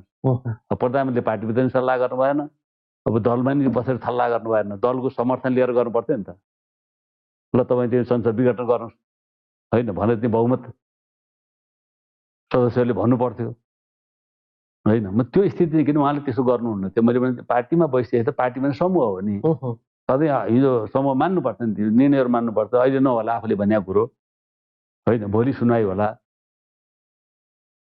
त के हुन्थ्यो ल सरकारै भएर अर्कोलाई प्रधानमन्त्री नै हुने भयो अरे, भयो त जनताले बुझ्थ्यो नि त। केपी ओलीले कति काम गर्नुभयो, अर्कोले कति काम गर्यो भने थाहा हुँदैन, जनताले थाहा हुन्छ नि। किन हतारिनु पर्यो क्या होइन। त्यस कारण त्यो रिसको जोगमा होइन, रिसको जोगमा हुने चिजहरू विवेक प्रयोग नगर्दा रिसको जोगमा गरिने कामहरू त अलि अप्ठ्यारो पारेर हेर्नुहोस्, जनतामा निराशा। तपाईँहरू कत्रो, तपाईँले यी व्यक्तिहरू पनि त अनौपचारिक कुरा हुँदाखेरि कत्रो निराशा छ भने त। ब्युरोक्रेसीभित्र यसो मान्छेहरूसँग कुरा एकदम निराशा, जताततै शिक्षण संस्थाको एकदम निराशा। फेरि ती विदेशी चलखेल नेपालमा फेरि हुइपो इतिहास दोहोरियो त। अब इतिहास दोहोरियो नि त। अब जनताले के गरिदिने बताइदिनुहोस् न। अब बडो अचम्म छ, हिजोसम्म देशमा स्थिर सरकार भएन भनेर आम जनताले लौ न त अब कम्युनिस्ट पार्टीलाई चाहिँ 5 वर्षको लागि चाहिँ सत्ता सञ्चालनको झन्डै 2/3 बहुमतमा सिट दिएकै हुन्। अब यो पूर्ण बहुमत दिएर पनि नहुँदो रहेछ, हङ पार्लियामेन्ट बनाएपछि त्यहाँ पनि नहुँदो रहेछ। अब जनताले चाहिँ के गरिदिने अब होइन। जनतालाई त हामीले के दोषै दिनुहुन्न होइन। अब हाम्रै नपुगेको हाम्रै हो, हामीले जनअपेक्षा अनुसार हामीले काम गर्न सकेनौँ होइन। पार्टी पनि हामीले त्यो कार्यकर्ता भावना चाह अनुसार जसरी सञ्चालन गर्न सकेनौँ। यो र जनतामा चाहिँ परिहाल्यो सर। अब गर्ने के भन्ने कुरा आयो, गर्ने के त? अब दुईटा सङ्कट एउटा के छ भने पार्टीभित्रको वैधानिकताको सङ्कट, आधिकारिकताको सङ्कट, अर्को चाहिँ यो सिस्टमलाई चाहिँ रक्षा पहिला गर्ने कि पहिला निर्वाचन गर्ने? होइन, त्यो अहिले मैले देखेको कुरो के भने मलाई रामचन्द्र पौडेलको अडान एकदम ठिक लागेको छ। किन रामचन्द्र पौडेल त अहिले संसदमा हुनुहुन्न, चुनाव अस्ति हार्नुभयो। अब त चुनाव भयो भने जित्ने सम्भावना हुन्छ नि वामपन्थी विभाजित हुँदा। तर पनि उहाँले भन्नुहुन्छ के भने किन संविधानमाथि चाहिँ भयो होइन, हामीले आफैले बनाएको छ। उहाँले भन्छ के भने काङ्ग्रेसको सबभन्दा ठुलो पार्टी भएर बनेको संविधान हो, त्यो संविधानमाथि नै प्रहार भएपछि पहिला संविधानलाई ठिक ट्र्याकमा ल्याउनु पर्यो, त्यसपछि निर्वाचन गर्नु पर्यो। कुरो त्यही हो नि भएको थियो। संविधानमा त संसद विघटन गर्ने त प्रधानमन्त्रीको विशेष अधिकारलाई त पहिला जुन थियो त्यसले त रोकेको छ नि त, विभिन्न प्रावधान राखेर। जस्तो अहिले सुभाष हनुमानजीले प्रशिक्षण दिँदा बोलेको कुराहरू, अग्नि खरेलले बोलेको कुराहरू आइरहेको छैन, आइरहेको छ नि त।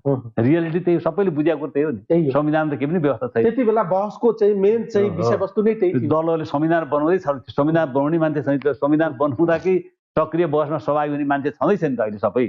यो व्यवस्था किनभने अस्ति तपाईँ 2 वर्षमा चाहिँ अविश्वास प्रस्ताव ल्याउन नपाइने, पहिलोचोटि 2 वर्ष ल्याउन नपाइने होइन, 5 वर्षमा पार्टी चाहिँ फुटाउन नपाइने, एकता गरेको 5 वर्षमा पार्टी फुटाउन नपाइने जस्ता विभिन्न प्रावधान त के नि यो टुटफुट विभाजन होइन, सांसद किनबेच दुनियाँ चिजहरू जो चल्यो होइन भन्ने हिसाबले चाहिँ के भने ती चिजहरू गरिएका थिए होइन। भनेपछि यो चिज त किन अहिले पूर्व न्यायाधीश प्रधान न्यायाधीशहरू बोलिरहेका छन्, महाधिकार बोलिरहेका छन्। आम मान्छेलाई चाहिँ नि मलाई लाग्छ चाहिँ प्रधानमन्त्रीलाई नि त्यो कुरो थाहा छ, त्यो व्यवस्था छैन होइन। उहाँलाई नि भित्रबाट त्यो व्यवस्था छ भने छ त, उहाँलाई त्यो व्यवस्था छैन। उहाँ त अरूलाई संविधान पढ्नुहोस् भनेर चाहिँ होइन, छैन, किन उहाँलाई नि थाहा छ होइन। तर पनि उहाँले आफ्नो के भने कुर्सीको लागि उहाँले त्यो गरिदिनु भयो, उहाँको एउटा कुर्सी सुरक्षित गर्नको लागि होइन। संविधानलाई नै उहाँले चाहिँ आफैले बनाएको संविधान हो नि त। काङ्ग्रेस, एमाले, माओवादी तीनटा मिलेर बनाएको संविधान होइन। मधेसवादी दलहरू बरु उनीहरूले भन्न सक्थे होइन, तर आफैले बनाएर गरेको संविधानमा आफूले त्यसको पालन गर्नु पर्दैन।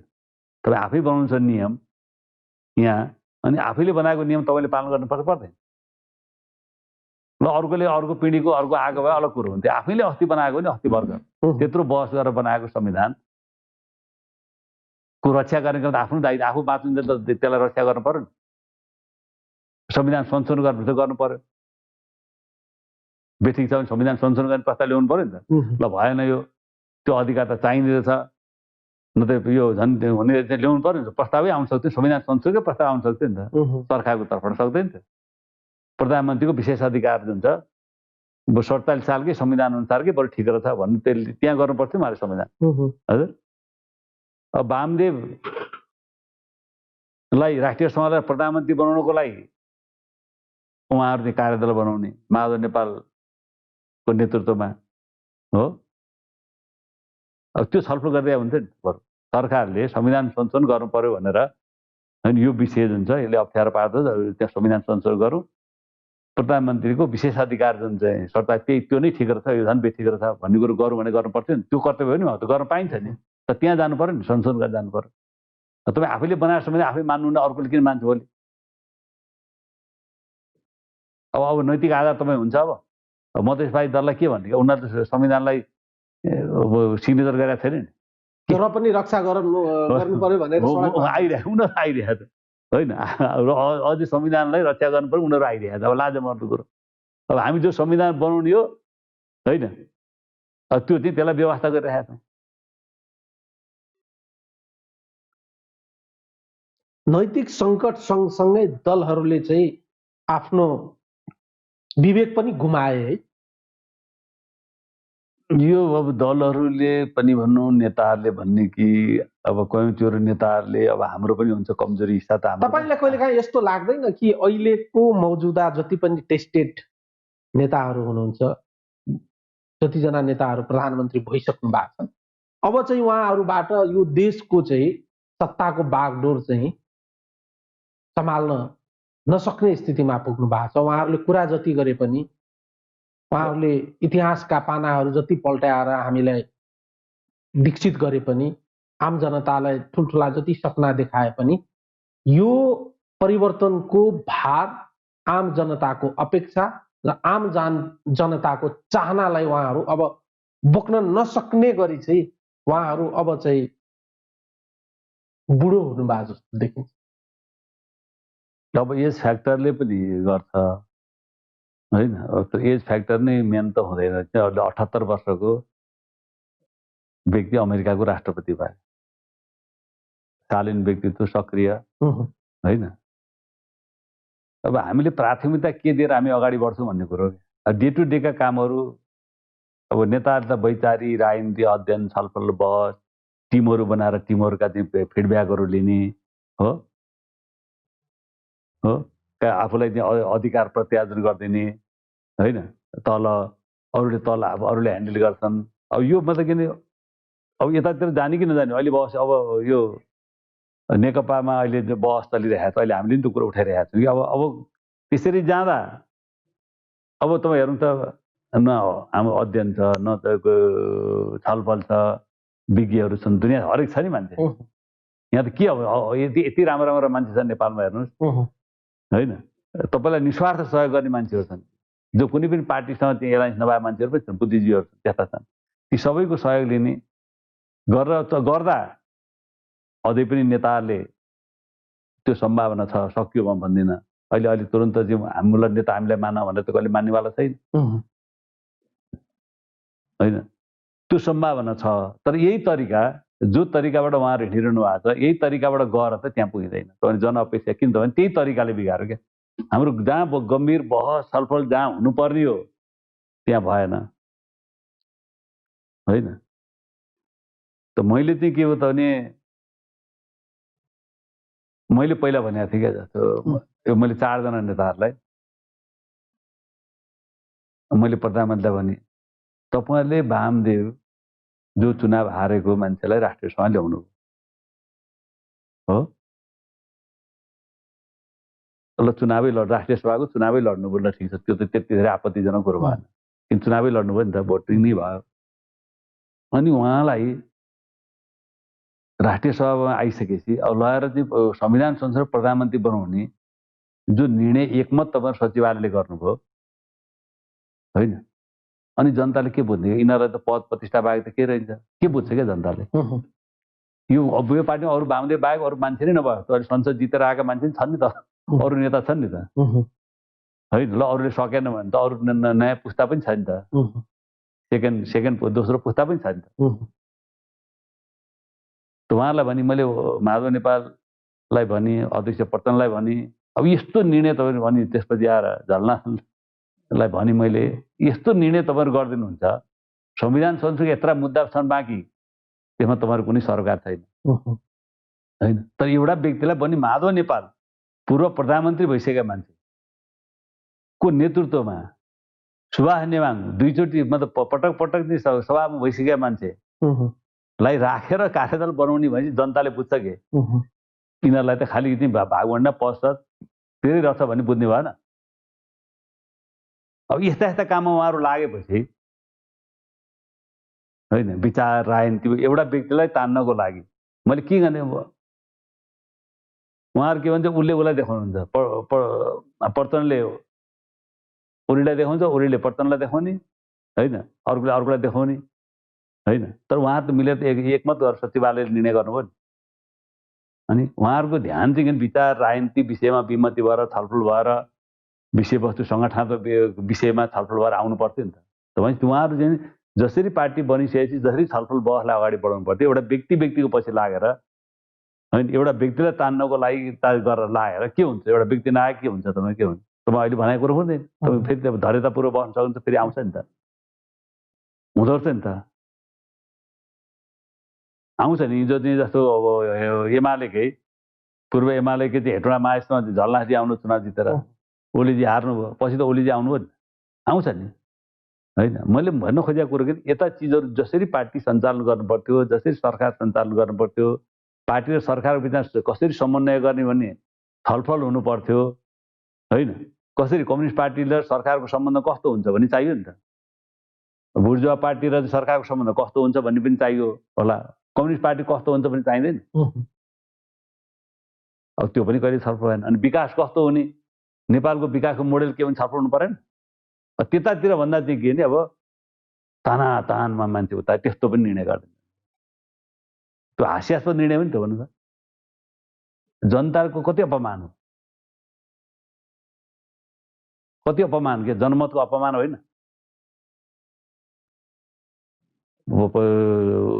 चुनाव हारेको, प्रत्यक्षमा चुनाव हारेको, संसदमा नभएलाई ल्याएर तपाईँले ल्याएर प्रधानमन्त्री बनाउनुहुन्छ होइन, त्यसले राम्रो परिणाम दिँदो रहेछ त, दियो त। हिजो पर्तनले माधव नेपाललाई ल्याउनु भयो, चुनाव हारेर फेरि ल्याएर मन्त्री गरेर राष्ट्रिय सभा ल्याउनु भयो, बन्यो त संविधान सभा। पहिलो संविधान सभा संविधान बन्यो। अनि 15 सालमा कृष्णप्रसाद भट्टराईलाई चुनाव हारेको मान्छे बिपीले सभामुख बनाइदिनु भयो, राम्रो भयो त। 2 वर्षपछि नै जेल जानु परेन। अब कस्तो ठाउँमा अब भन्न खोजे यस्ता चिजहरू जो छन् नेताहरूले अझै पनि हाम्रो भनाइ के छ भने उहाँहरूले अझै पनि आफूलाई होइन आफ्नो समीक्षा गर्ने। अब दोष दिएर हुँदैन, एकले अर्कोलाई दोष दिएर मात्रै जनतालाई चित्त बुझ्दैन। जनताले तपाईँले सुरुमा भन्नुभयो नि भूमिका बाँध्दा तपाईँले भन्नु एकले अर्कोलाई दोष दिने, आरोप गाली गलोज गर्ने, आरोप प्रत्यारोप गर्ने मन परिरहेको छ नि जनतालाई। अब त आत्मसमीक्षा गरेर हाम्रो यहाँ कमजोरी भयो हुनु पर्ने। प्रधानमन्त्री भन्नुभयो कि नैतिक जिम्मेवारी मेरो, मैले बिगारेँ, मेरो कमजोरी भयो, मैले बिगारेँ होइन, मैले सम्हाल्नु पर्थ्यो त्यसलाई। म प्रधानमन्त्री पनि, म पार्टीको अध्यक्ष पनि, मैले सम्हाल्नु पर्थ्यो, मुख्य दोष मेरो भन्नु पर्यो। अरू नेताहरूले सहायकको रूपमा हामीले पनि जसरी पार्टीलाई सञ्चालन सरकारलाई जस्तै गर्नु पर्थ्यो, हाम्रो भूमिका नि पुगेन भन्नु पर्यो नि। यथार्थ त्यही हो नि। जनता सुन्न चाहेको कुरो त्यो छ, जनताले सुन्न चाहेको त्यो छ क्या। तर उहाँहरूदेखि नै आफूतिर कोही पनि फर्किनुहुन्न।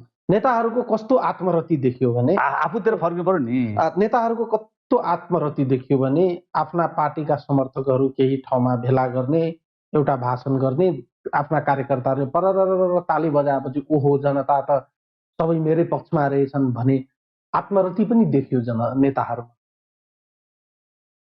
त्यही त मैले भने अब अपर्चुनिस्टहरूले त ताली बजाउँछन् मजाले, पाउने आश भएका जहिले पनि ताली नै बजाउने हो। सत्तामा आउनेको झन् बढी बजाउँछन् होइन, भोलि सत्ता प्राप्त हुने झोलि बजाउँछन्।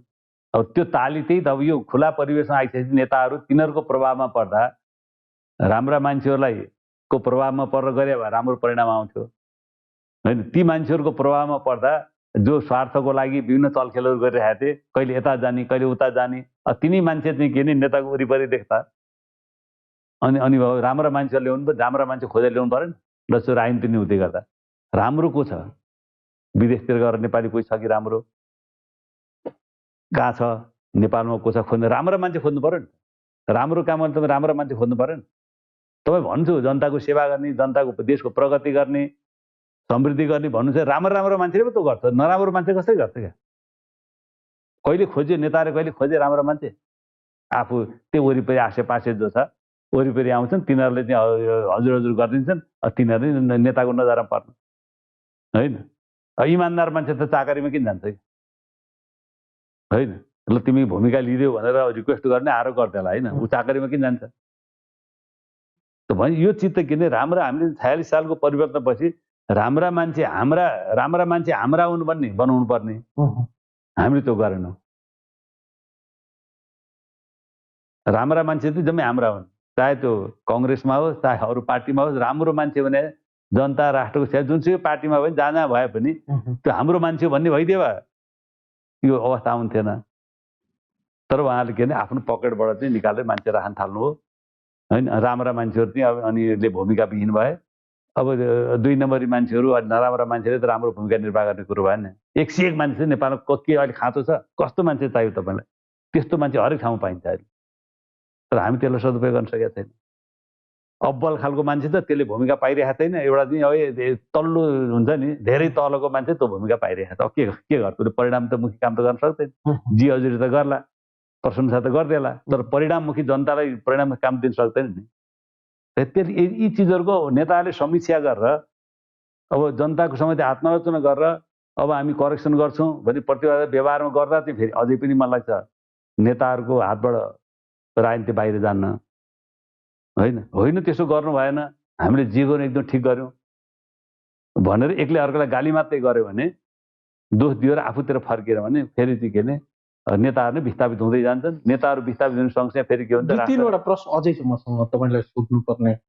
अर्को एउटा महत्त्वपूर्ण प्रश्न छ, राजनीतिक नेतृत्वबाट, नेताहरूको हातबाट राजनीतिकको जुन डोरी छ नि त्यो चाहिँ खुस्किनै लागेको हो। त्यही त खुस्किँदै छ नि त, कोही खुस्किएर त यस्तो भइरहेको छ नि त। अनि यो नियन्त्रण, राजनीतिक नियन्त्रणको जुन राजनीति नेताहरूको हातमा भएको राजनीति नि त बाहिरतिर सरिरहेको छ।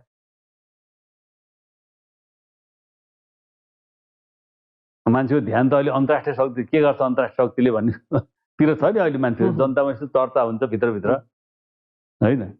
त नेताहरूको हातबाट चिज खुस्किँदैछ र त चिज त्यस्तो भइरहेको छ, खुस्किएर त यस्तो भयो। नेताहरूको हातमा पहल कदमी भएको भए त यो अवस्था आउँथ्यो त। राजनीतिक शक्तिको हातबाट यो शक्ति अन्यत्र सर्ने सम्भावना छ, अन्य शक्तिको हातमा जाने सम्भावना छ। अन्य शक्तिमा गइसक्यो, अब त्यसलाई फेरि फर्काएर कसरी ल्याउने भन्ने त चुनौती छ। गइसक्यो नि त, गइसक्यो नि त। अहिले घटनाक्रमले देखाएन। अहिले तपाईँले एउटा फोटो देखाउनु पनि एउटा फोटो देखाउनु तपाईँले होइन, यो उसमा होला फेसबुकमा के आएको थियो होइन, भने के देखाउँछ, त्यसले के देखाउँछ होइन। हजुर भन्नुपर्ने अवस्था किन सिर्जना भयो? यत्रो चाहिँ परिवर्तन गरेर यत्रो संविधान निर्माण गरेको, विश्वकै उत्कृष्ट संविधान हामी भन्छौँ, यत्रो हाम्रो वामगठन गरेको, यत्रो पार्टी 2/3 नजिक सरकार, यत्रा नेता, 3वटा प्रधानमन्त्री, पूर्व प्रधानमन्त्री, एउटा प्रधानमन्त्री चाहिँ पार्टीको कार्यकारी भूमिकामा होइन, त्यो बिरलै पाइने कुरो हो नि होइन। भने अब यी अवसरहरूलाई हामीले गुमायौँ। अब हामीले चाहिँ अब आत्मसमीक्षा गरेर ती चिजहरूलाई करेक्सन गर्न सक्दा होइन। अझै पनि मलाई चाहिँ अब फेरि नेता त उहाँहरू नै तुरुन्तै अर्को यो घटनाक्रममा तुरुन्तै आज कसैलाई अब नेता बन्दै भनेर त हुने कुरो भएन, त्यो त समय लिन्छ। तर अहिले पनि एउटा त्यो, तर उहाँले आत्मसमीक्षा गर्नुपर्छ। अब आत्मसमीक्षा गरेर त्यसलाई करेक्सन गरेर पार्टी सञ्चालनमा पनि आत्मसमीक्षा गर्नु पर्यो होइन, सरकार सञ्चालनको सन्दर्भमा आत्मसमीक्षा गर्नु पर्यो र आफ्नो त्रुटिहरू कहाँ कहाँ भए भनेर फर्किनु पर्यो। जनताले त देख्छ नि कहाँ कसले के गर्यो। अहिले त तपाईँले देखिसक्नुभयो, तपाईँले देखिसक्नुको प्रधानमन्त्रीबाट के कमजोरी भयो, अर्को नेताबाट के कमजोरी भयो भने तपाईँले देखिसक्नुभयो नि, तपाईँ देखिसक्नु भएको छ क्या। जनताले त अनुभूत गरिरहेको छ, त्यसलाई स्वीकार्ने कुरो। बाबा हामी त्रुटि भयो, हामी अब करेक्सन गरेर जान्छौँ भन्ने विनम्रता चाहियो। जनताले त त्यही बुझाएको छ। नेताहरू त्यस्तो गर्न तयार देखिँदैन कोही पनि। आफ्नै ढिपीमा, आफ्नै तर्कमा, आफ्नै बल त्यो तयार भएन भने फेरि नेताहरू विस्थापित हुन्छन्। त्यो तयार गर्ने हाम्रो दायित्व हो। तपाईँ हाम्रो दायित्व त्यो तयार गर्ने होइन, त्यसको लागि पहल कदमी लिने होइन। नेताहरूले नि पहल कदमी लिनु पर्यो। उहाँ त्यतातिर जान तयार हुनु भएन, जानु भएन भने त्यसपछि तपाईँलाई अर्कोले नेता स्वीकार्छ। म अझै 1-2टा कुरा गर्न चाहन्छु। अहिले विषयवस्तुहरू अदालतको हातमा छ, त्यतातिर अब आशंका, आरोप प्रत्यारोप त्यतातिर पनि सरेको देखिन्छ। आम जनताको पनि अदालत, सम्मानित अदालतप्रतिको चाहिँ एउटा संशयको दृष्टिकोण बनिरहेको देखिन्छ। न्याय नमरोस् भन्ने एउटा अपेक्षा चाहिँ आम जनताले गरिरहेका छन्। संवैधानिक कानुन अनुसार, कानुनको, संविधानको धाराले जे निर्देश गरेको छ सोही अनुसारको चाहिँ रिजल्ट आओस् भन्ने परिकल्पना आम जनताको रहेको छ। यदि यो निर्णयलाई एकछिनको लागि अलग गरेर राख्ने हो, पक्षमा होला विपक्षमा होला, जे निर्णय आउँछ बाध्यात्मक अवस्थामा हामी सर्वोच्चको निर्णय स्वीकार्न हामी बाध्य हुनेछौँ। हामी सबैको लागि त्यो म्यान्डेटरी हो। निर्वाचन को माध्यमबाट मुलुकको राजनीति ट्र्याकमा आउने र पुनः फेरि यस्तो नहुने के ग्यारेन्टी छ? होइन, अब मलाई चाहिँ अब न्यायालयले वास्तविक स्टे अर्डर गरिसक्नुपर्छ पहिलोचोटि नै, होइन? सरकारले संसद विघटन गर्ने निर्णय गरिसकेपछि, राष्ट्र अनुमोदन गरिसकेपछि जे अदालतमा जे उजुरी पर्यो पहिल्यै गरिदिनुपर्छ क्या। किन कुनै अधिकारै छैन प्रधानमन्त्रीलाई संसद विघटन गर्ने, छलफलै गरेका छैन, पार्टीमा छलफल छैन, संसदमा छलफल छैन, दलहरूको बिचमा छलफल छैन, राष्ट्रपति दललाई बोलाएर छलफल गरेका छैन, होइन? भने त्यो स्थितिमा त के ने स्टे अर्डर गरिदिनु पर्ने हो नि, अनि अरू बहसहरू चलाउनु पर्छ। त्यहाँ त अदालत चुक्यो नै। नाङ्गो आँखाले देखिने कुरोमा के कानुनको तर्क बहस? नाङ्गो आँखाले देखिने कुरो अहिले आम जनताले बुझाएको छ, काहीँ व्यवस्थै छैन। किन 47 सालकोमा थियो, त्यसलाई रोक्नको लागि नयाँ व्यवस्था सुभाष नेमाङजीले बोलिरहनु भएको छ, पहिला बोलेको कुरा आइरहेको छ भने पहिले गर्नु पर्थ्यो नि। त्यहाँ अदालतमाथि मान्छेहरूको अब शङ्का सुरु भयो नि त। स्टे अर्डर गर्नुपर्ने चिजलाई अनि कानुनी प्रक्रियामा बहस गर्नुपर्ने, होइन? ठाउँमा नगरेर जुन दिशातिर गयो अनि मान्छे आशंका त पैदा भयो, होइन? अदालतले निर्णय ठिक गर्न सकेन, होइन? अब राष्ट्रपतिले ठिक निर्णय गर्नु भएन, अर्कोले प्रतिवाद गर्छ, प्रधानमन्त्रीले गर्नु भएन, अर्कोले प्रतिवाद गर्छ, अदालतले अर्कोले प्रतिवाद गर्दैन, होइन? अदालतले पनि भन्ने उसले त त्यो गर्नु पर्थ्यो नि। कानुनमै कुनै व्यवस्थै नभएको जब थाहा छ, होइन? अब फेरि स्टे अर्डर गर्ने चलाउनु हुन्छ त। फर्स्ट यस्तो हेर्दा झलक्क देखिन्छ, त्यस आधारमा नै निर्णय गर्न सकिन्छ, अनि बहस चलाउनु पर्ने हो, होइन? त्यसले मानिसहरूको अदालतप्रति शङ्का पैदा भइरहेको छ। यो अदालत पनि स्वतन्त्र ढङ्गले चलिरहेको छैन कि कतै न कतैको प्रभावमा परिरहेको छ कि भनी मानिसहरूलाई, जनतालाई लागिरहेको छ, होइन? भनेपछि अब अदालतले अब 5 जना न्यायाधीशहरू पूर्व न्यायाधीशहरूले वक्तव्य राख्नु, संयुक्त वक्तव्य नि त, त्यो बुझेका होला नि। त्यो प्रधान न्यायाधीश बनाएर त होला, त्यतिकै त बनायो होइन त। भने यो चिज चाहिँ के हो नि, मैले भने अदालतले जे गर्छ भन्ने हुन्छ नि, हुँदैन त्यस्तो। अदालतले पनि सही निर्णय गर्नु पर्यो नि। संविधान हुँदै नभए व्यवस्थाको निर्णय गर्यो भने कसले मान्छ? उसले मान्ने भए त मान्दै भइहाल्नु, किन मान्नु? किन राष्ट्रपतिले गर्नु त्यो मान्दै भइहाल्यो, प्रधानमन्त्रीले गर्नु मान्दै भइहाल्यो, होइन? अदालतभन्दा त सिनियर त रोलमा त प्रधानमन्त्री होला नि, राष्ट्रपति होला नि, होइन?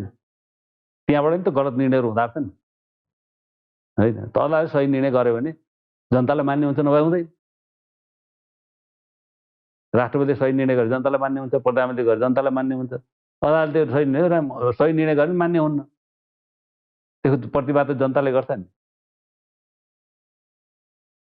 त्यही प्रति सशङ्कित भएर त्यो 4 जना न्यायाधीशले किन वक्तव्य दिनु पर्यो भने स्टे अर्डर हुनुपर्ने, पहिलो नजरमै स्टे अर्डर हुनुपर्ने कुरा नगरेपछि के भने अनि वक्तव्य दिनु पर्यो। अब अनिष्ट हुने हो, यत्रो परिवर्तन, यत्रो संविधान निर्माण सबै चिजहरू डिटेल हुँदै जाने हो, फेरि देश त दुर्घटनातिर जाने हो, होइन?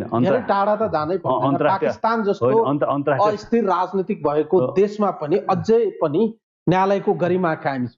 त्यहाँ चाहिँ न्यायालयले गरेको निर्णयहरू राजनीतिक दलहरू अझै पनि मान्न बाध्य छन् र अदालतले त्यहाँको जनताको जनअपेक्षा अनुसार चाहिँ निर्णयहरू गरेको देखिन्छ, संविधानमा कानुनमा टेकेर। होइन, अहिले अमेरिकामा भयो नि त, अमेरिकामै, होइन?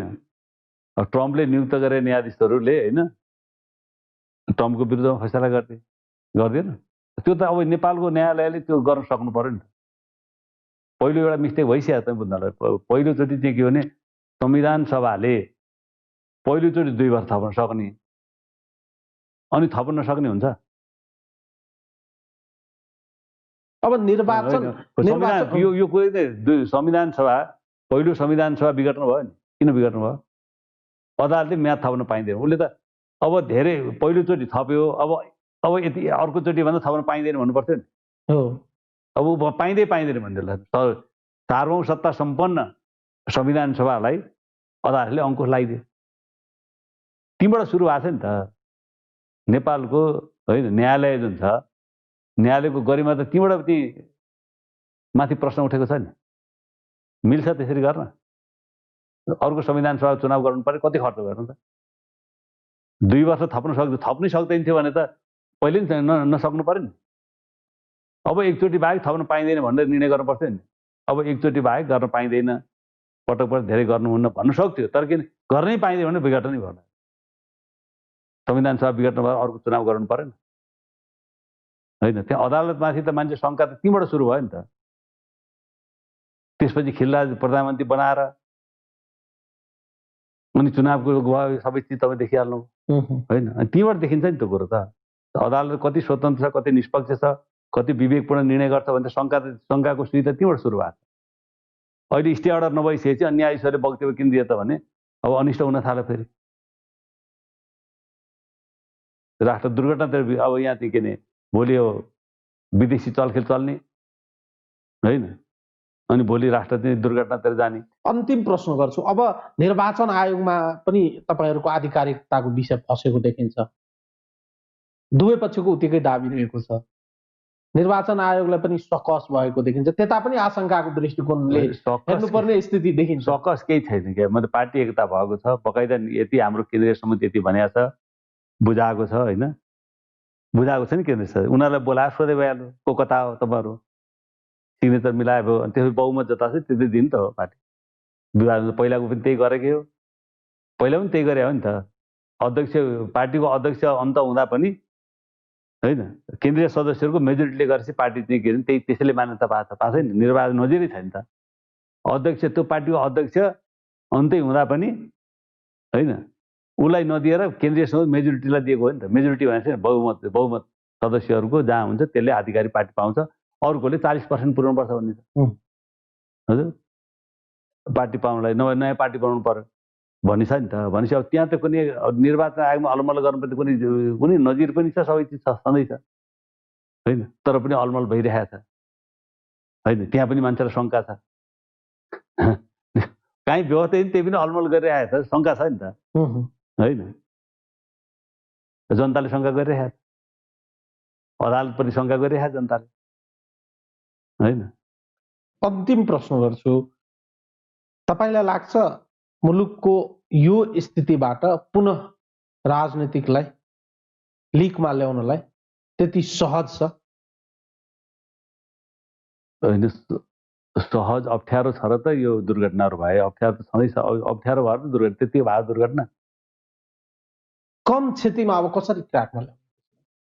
मैले भन्न खोजेको नि नेताहरूले जनतालाई आशा जगाउन सक्नुपर्छ।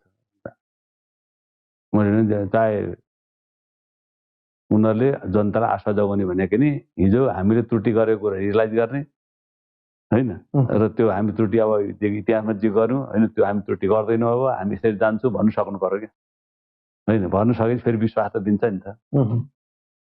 किनभने पहिला चाहिँ कङ्ग्रेस एमालेहरू पनि त जनताबाट धेरै पर गयो नि, तर पछि हामी होइन आन्दोलन गर्छौँ, गणतन्त्र ल्याउँछौँ, यसो गर्छौँ, हामी करेक्सन गर्छौँ, विश्वास गर्नु भनेपछि जनताले चाहिँ ठिकै छ, अब हिजो तिमीले गल्ती गर्यो, जे गर्यो अब नगर भनेर साथ दिया हो नि त। अनि 19 जनआन्दोलन भयो होइन, भयो, हुँदो रहेछ नि त। अब त्यो स्पिड चाहिन्छ भने अब अहिलेसम्म त्यो स्पिड देखिया छैन।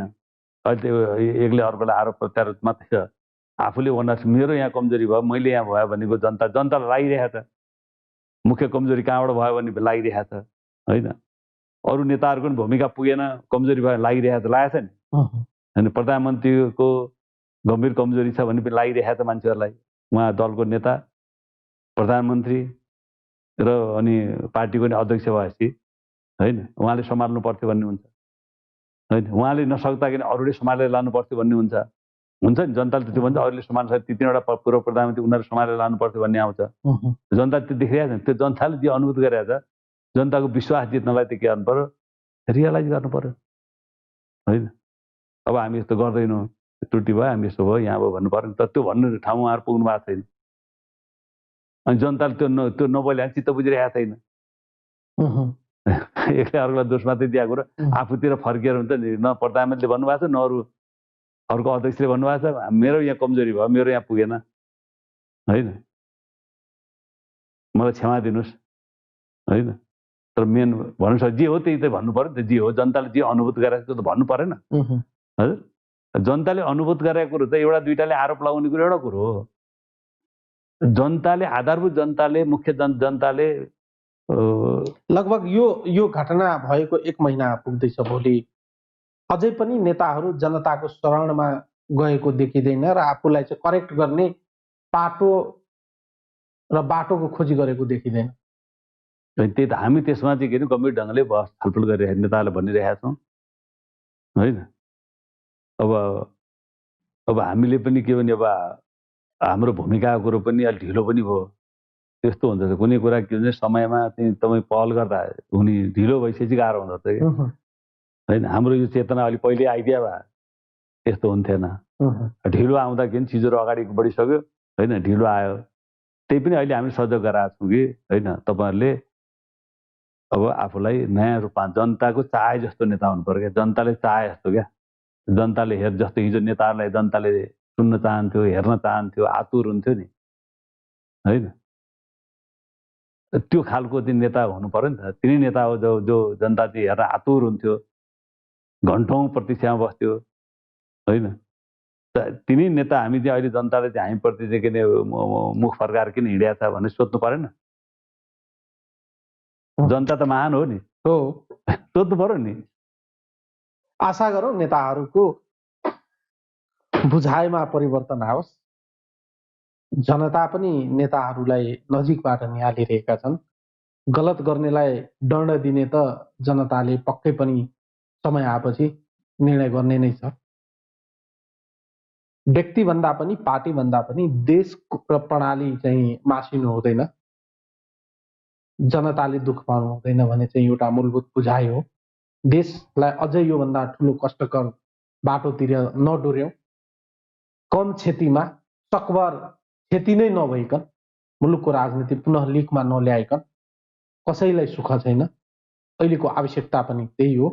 दलको नेताहरू तपाईँहरूको प्रयास त्यतातिर केन्द्रित हुन् भन्ने आम अपेक्षा रहेको छ। धेरै पछि तपाईँसँग संवाद गर्न पाइयो। समय र संवादको लागि धन्यवाद। मेरो पनि धन्यवाद। धन्यवाद। दर्शकहरू, उहाँ हुनुहुन्थ्यो नेकपाका नेता स्थायी कमिटी सदस्य हरिबोल गजुरेल। आजको लागि यो संवाद यति नै। सम्पूर्ण युनिटलाई मल पनि बिदा दिनुहोस्। नमस्कार। राम्रै गफ गरिँदै मेरो कुरो प्रष्ट हुन्छ। कुरो क्लियर पनि लामो समय पनि लियो। कुरा